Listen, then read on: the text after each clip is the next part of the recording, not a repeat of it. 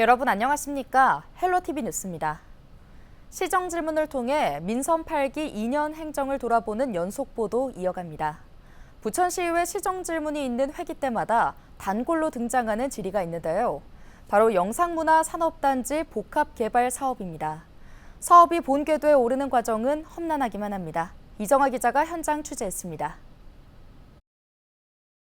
1년 만에 다시 찾은 부천 영상문화단지 복합개발사업 부지. 주위를 둘러봐도 달라진 건 없습니다. 100억 원 가까운 예산을 들이고도 짓담한 채로 15년이 넘게 방치된 서커스장도, 오래전 문을 걸어 잠가 음산한 기운만 감도는 놀이동산도. 10년이 넘도록 지지부진한 이 개발 사업은 좀처럼 문제 해결의 기미가 보이지 않습니다. 주민들의 한숨만 더 늘었습니다. 이 쓰레기를 대놓고 안 좋죠. 그것은 당연한 거예요. 발전을 위해서 여기 해야 될 개발해야죠. 전략 환경영향평가 단계에서 제동이 걸리고 토지 이용계획 변경 과정에서 부천시와 사업 시행사인 GS건설 컨소시엄이 개발 방향, 주택단지 비율 등에 대해 의견 차이를 보였습니다. 결론을 도출하지 못한 채 줄다리기만 1년이 넘도록 이어지고 있습니다.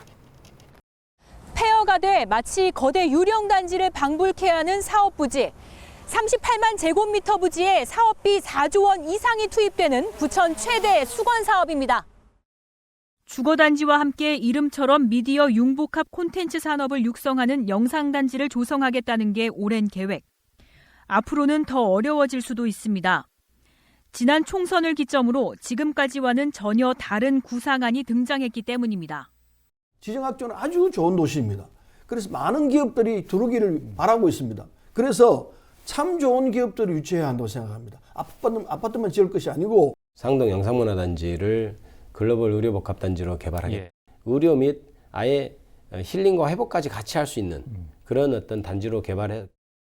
7대와 8대 의회에 이어 9대 전반기 의회 시정 질의에서도 지속적으로 추진 상황에 대한 질타가 이어지기를 수차례. 이제는 아예 새로운 개발 계획이 등장하면서 혼란이 가중되고 있는 겁니다. 시에서는 엄청 오래 준비를 했었어요. 근데 이것을 전면 재검토한다라는 것은 어떻게 보면 정치권의 문제인 것 같아요. 사람이 바뀌어서 상황을 바꾼다라는 건 저는 말이 안 된다고 생각을 하고, 당초 계획보다 많이 늦어지고 지금 결정된 상황 아무것도 없다, 이렇게 말씀드릴 수밖에 없습니다. 조용익 부천시장은 의료복합단지에 대한 가능성을 묻는 질문에 선을 그었습니다. 다만 빠른 속도로 변하는 영상산업에 대한 불확실성이 존재한다고 고민을 밝혔습니다. 영상단지는 그동안에 진행됐던 내용에 지금 큰 변화는 없는 상태이고, 영상단지를 조성하기 위한 것이었는데 그와 관련된 사업이 좀 명확하지 않아서 그 부분은 저희가 계속 요청하고 있는 부분이고.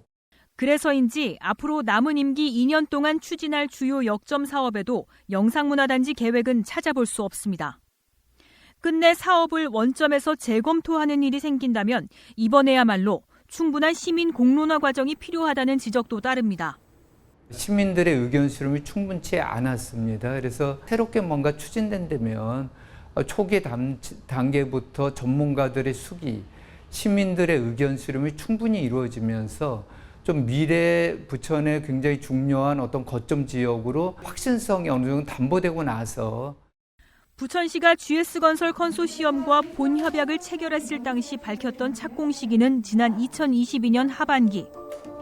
착공은커녕 생각지 못했던 변수마저 등장하면서 사업의 향방은 안개 속입니다. 헬로티비 뉴스 이정아입니다. 인천 삼산 농산물 도매시장에 판매동과 경매동을 신축하는 등 오는 2027년까지 시설 현대화 사업이 추진됩니다. 인천시는 삼산 농산물 도매시장 시설 현대화 사업 건설공사 타당성 조사 및 기본계획 수립 용역 중간보고회를 열고 건축계획안을 확정했다고 밝혔는데요. 건축계획안에는 기존 무배추 경매장을 철거하고 이 자리에 판매동 신축과 1층에 중도메인 점포를 설치해 과일과 채소를 한 공간에서 원스톱 쇼핑이 이뤄지도록 하는 내용이 포함되어 있습니다. 시는 오는 2026년 상반기 중 착공해 2027년 하반기 준공을 목표로 하고 있습니다.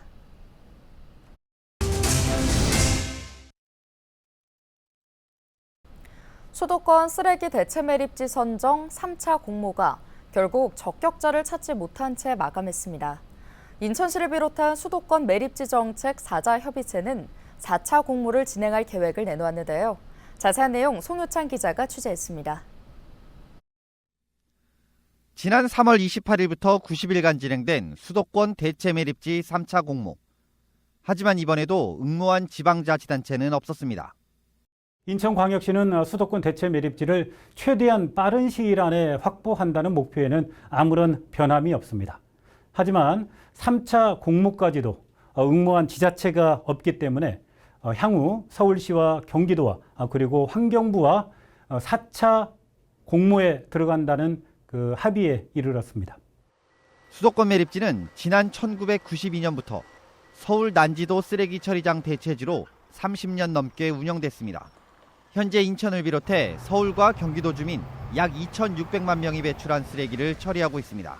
당초 2016년까지 사용하기로 했지만 대체 매립지 조성이 미흡해 기한을 연장했고 대체 매립지 조성을 위해 2차례 공고까지 했습니다. 하지만 지역 주민들의 반대 등으로 인해 결국 무산됐습니다. 이에 따라 인천시와 서울시, 경기도 환경부 등 수도권 매립지 정책 4자 협의체는 지원금을 확대하고 시설 규모는 축소하는 등 입지 지역에 더 많은 혜택이 돌아갈 수 있도록 조건을 마련해 3차 공모를 진행했습니다. 관련법에 따른 지원 외에 특별지원금으로 1, 2차 공모보다 500억 원 늘린 3천억 원을 기초지자체에 지원하기로 했습니다. 부지 면적 역시 1차 공모의 220만 제곱미터보다 훨씬 줄여 90만 제곱미터까지 축소했습니다. 하지만 공모에 신청서를 낸 지자체는 없었습니다. 결국 4자 협의체는 후속 조치 계획으로 4차 공모를 준비 중입니다. 3차 공모 때까지 응모한 지자체가 한 군데도 없었기 때문에 4차 공모 과정에서는 면적이나 또 사전 주민 동의 요건이나 이런 부분들이 상당 부분 완화될 것으로 이렇게 기대하고 있습니다. 결국 3차 때보다 사전 주민 동의도 50% 이상 확보하는 등 공모 조건을 완화하고 인센티브를 재검토하겠다는 것입니다. 구체적인 공모 조건과 인센티브, 공모 시기 등은 4자 협의를 통해 추후 발표할 예정입니다. 내년 건설 폐기물, 2026년에는 생활 폐기물 직매립 금지 조치가 시행되는 만큼 빠른 대체 매립지 선정이 필요하지만 4차 공모 역시 무산될 가능성이 높아 대책 마련이 시급해 보입니다. 헬로티비 뉴스 소유창입니다. 김동연 경기도지사가 화성 공장 화재 희생자 유가족과 부상자들을 만나 지원에 최선을 다하겠다고 밝혔습니다. 김 도지사는 지난 25일 오후 화성시청에서 유가족들을 만나 위로의 뜻을 전하고 요청 사항을 들었는데요. 김 도지사는 참담하고 안타까움을 금할 수 없다며 희생자들의 마지막 가는 길을 잘 모실 수 있도록 최선을 다하겠다고 말했습니다. 김 도지사는 이어 입원 중인 부상자들을 만나 빠른 회복을 기원했는데요. 하루빨리 일상생활로 돌아올 수 있도록 신경 써 노력하겠다고 덧붙였습니다. 미국에서 신종마약 리세르그산 디에틸 아미드를 국내로 밀수입하려던 40대 미국인이 세관에 적발돼 검찰로 넘겨졌습니다. 인천공항 세관은 신종마약 리세르그산 디에틸 아미드를 우표처럼 만들고 책 속에 숨겨 밀수입한 미국인 A씨를 긴급 체포해 검찰에 구속 송치했다고 밝혔는데요. A씨가 밀수한 LSD의 양은 253장으로 시가 2,500만 원 상당입니다. LSD는 1회에 약 100에서 250 마이크로그램가량의 극소량만 복용해도 강력한 환각작용을 유발하는 신종 마약입니다. A씨는 세관 검사를 피하기 위해 작은 우표 모양의 종이에 흡착된 LSD를 비닐에 밀봉한 후 책 속에 끼워 은닉하는 수법을 사용해 밀수한 것으로 드러났습니다. 북한이 날려보낸 오물 풍선으로 인천공항의 항공기 운행이 한때 차질을 빚었습니다. 인천공항에 따르면 26일 새벽 1시 46분부터 새벽 4시 44분까지 인천공항 국내외 항공편의 이착륙이 중단되거나 지연됐는데요. 인천에서 베트남으로 가는 비에젯 항공의 항공편 3편이 2시간 넘게 지연됐고 중국 장가계에서 인천으로 향하던 대한항공과 로스앤젤레스에서 인천으로 오던 아시아나 여객기 등이 회항했습니다. 현재 항공기 운항은 정상적으로 이뤄지고 있습니다.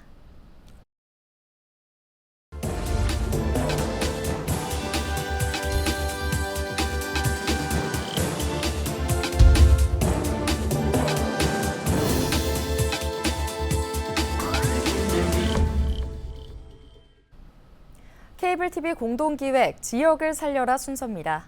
전국 시군구의 10곳 중 약 4곳이 의료 취약 지역으로 분류됐는데 대부분 수도권이 아닌 지방인데요.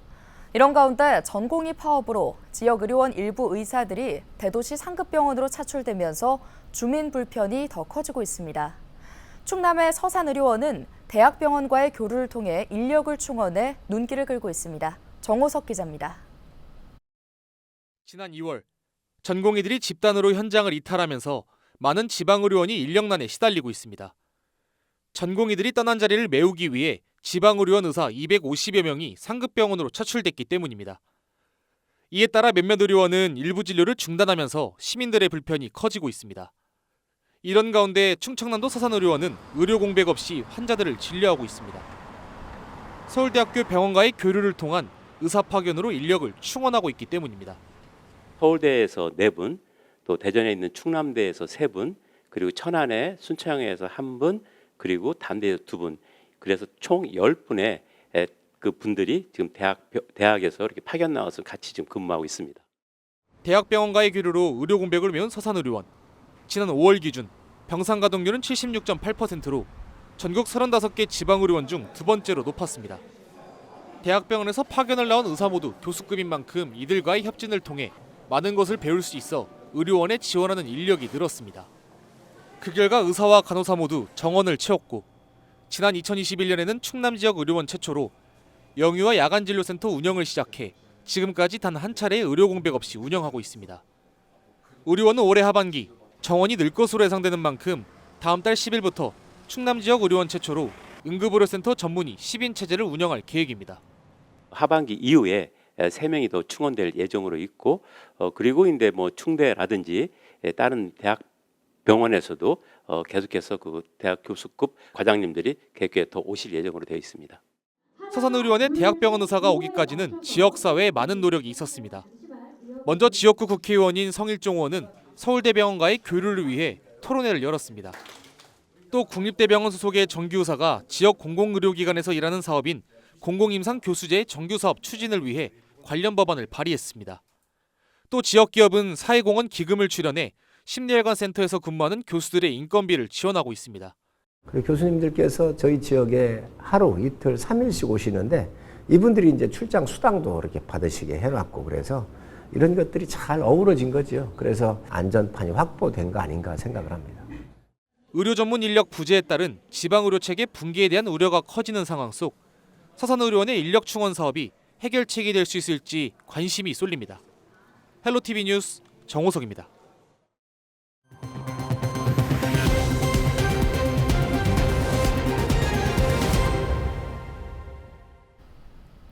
수도권에서 서울로 오가는 광역버스 10개 노선이 새롭게 조성됩니다. 국토교통부 대도시권 광역교통위원회는 올해 광역버스 준공영제 대상 노선으로 10개 노선을 선정했다고 밝혔는데요. 신설된 노선은 양주와 고양, 광명과 안성, 양평과 오산, 용인과 평택에서 서울역과 사당역, 영등포역과 잠실 등으로 향하는 8개 노선과 고양과 화성 등 2개 전환 노선이 선정됐습니다. 선정된 10개 노선은 앞으로 운송사업자 모집 공고와 평가 등을 거쳐 올해 하반기부터 운행을 시작할 예정입니다. 경기도가 파주시에 이어 김포시에도 말라리아 경보를 발령했습니다. 이번 경보는 김포 지역에서 군집 사례가 발생된 데 따른 조치인데요. 군집 사례는 말라리아 위험 지역 내에서 2명 이상의 환자가 14일 이내 거주지 거리 1km 이내에서 발생한 경우를 뜻합니다. 도는 군집 사례 환자의 추정 감염 지역과 거주지 점검, 위험 요인 등 심층 역학 조사를 실시할 예정인데요. 지난 24일 기준 올해 신고된 국내 말라리아 환자 수는 183명으로 이 중 경기 지역 환자 수는 전체의 약 60%에 해당하는 109명입니다. 뉴스 마칩니다. 고맙습니다.